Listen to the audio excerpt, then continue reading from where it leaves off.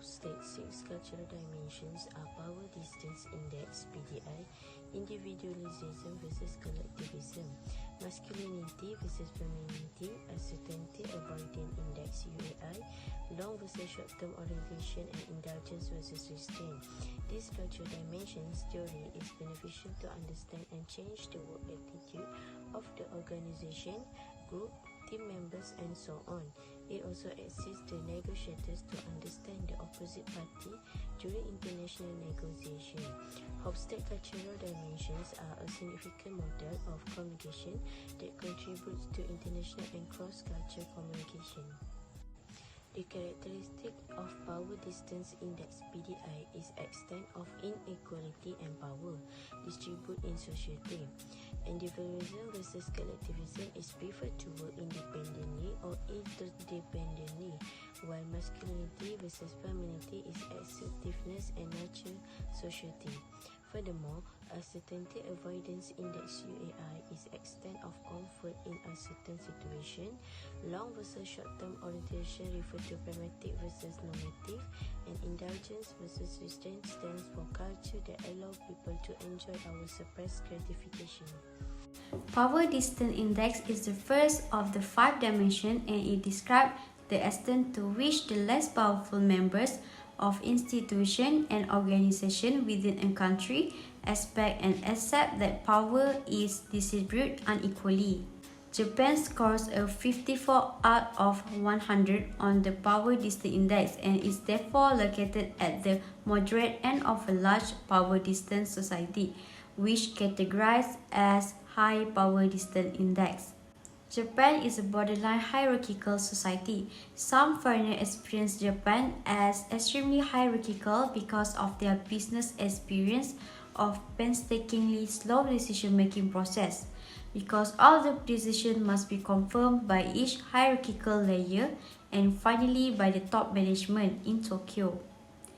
Another example of their slow decision-making process shows that in Japanese society, there is no one top guy who can take decisions like in more hierarchical societies. Okay, next move on to the second part, which is the individualism versus collectivism.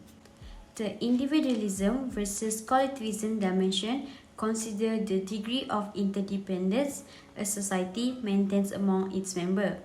In individualist societies, people are supposed to look after themselves and their direct family only. Meanwhile, in collectivism societies, people belong to in groups that take care of them in exchange for loyalty. Japan scores 46 out of 100 on the individualism dimension. Therefore, it is categorized as low individualism because in Japanese society shows many of the characteristics of collectivism, such as harmony of group above the expression of individual opinions, and people have a strong sense of shame for losing face. Next, most of Japanese prefer to live by themselves rather than sharing apartments with family members or friends. Second, Japanese don't have a strong connection with their extended family. Indeed, they prefer to take care and live by themselves. A high score masculine on these dimensions indicates that the society will be driven by competition, achievement, and success. With success being defined by the winner or best in field is a value system that starts in school and continues throughout the organizational life. A low score, which is feminine on the dimensions, means that the winning values in society are caring for others and quality of life. A feminine society is one where quality of life is the sign of success and standing out from the crowd is not admirable. The fundamental issue here is what motivates people wanting to be the best of masculine or liking what you do, feminine. At 95, Japan is one of the most masculine societies in the world. For example, from every young age at kindergarten, children learn to complete each other in a sport team. Then is uncertainty avoidance of Japan. Japan is one of the most uncertainty avoiding countries on earth. This is often attributed to the fact that Japan is constantly threatened by natural disasters from earthquakes, tsunamis, typhoons to volcano eruptions. Under this circumstance, Japanese learn to prepare themselves for any uncertain situation. This goes not only for the emergency plan and precaution for certain natural disasters, but also for every other aspect of society. You could say that in Japan, anything you do is prescribed for maximum predictability. From cradle to grave, life is highly ritualized and you have a lot of ceremonies. For example, first, there is opening and closing ceremonies of every school year, which are conducted almost exactly the same way everywhere in Japan. Second, school teachers and public servants are reluctant to do things without precedence. Third, in corporate Japan, a lot of time and effort is put into feasibility studies, and all the risk factors must be worked out before any project can start. This high need for uncertainty avoidance is one of the reasons why changes are so difficult to realize in Japan. Next is long-term orientation. Japan scores as one of the most long-term oriented societies. Japanese see their life as a very short moment in a long history of mankind. From this perspective, some kind of fatalism is not strange to the Japanese. You do your best in your lifetime and that is all what you can do. Notion of the one and only Almighty God is not familiar to Japanese. People live their lives guided by virtues and practical good examples.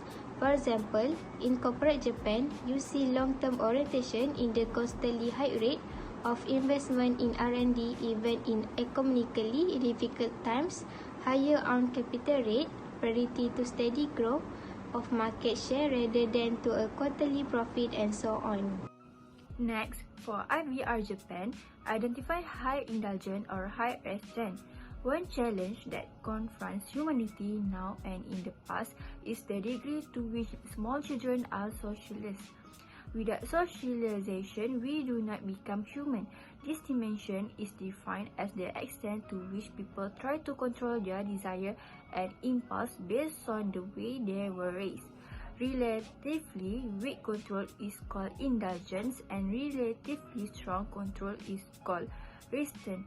Cultures can therefore be described as indulgent or restraint.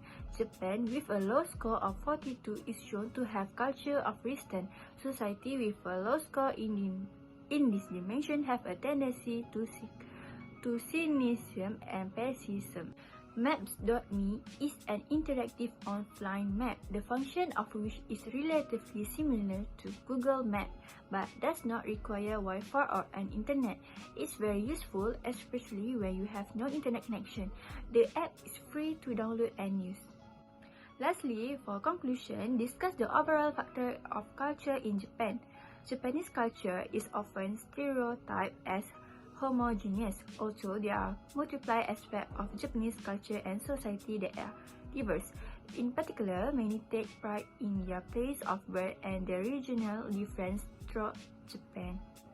For last question, discuss in general how the country's dimension of culture can affect the international business. In Japan, people greet each other by bowing. A bow can vary from a small nod of the head to a bend at the waist. A deeper, longer bow indicates respect, with a small nod with the head is more casual and informal. Bowing with your palms together at chest level is not customary in Japan. There are several situations in business where bowing may be required other than just for greeting purpose. Bowing can also be used when starting a class or meeting, which is thanking for apologizing to someone, to congratulate someone, and when asking someone for a favor. That's all. Thank you.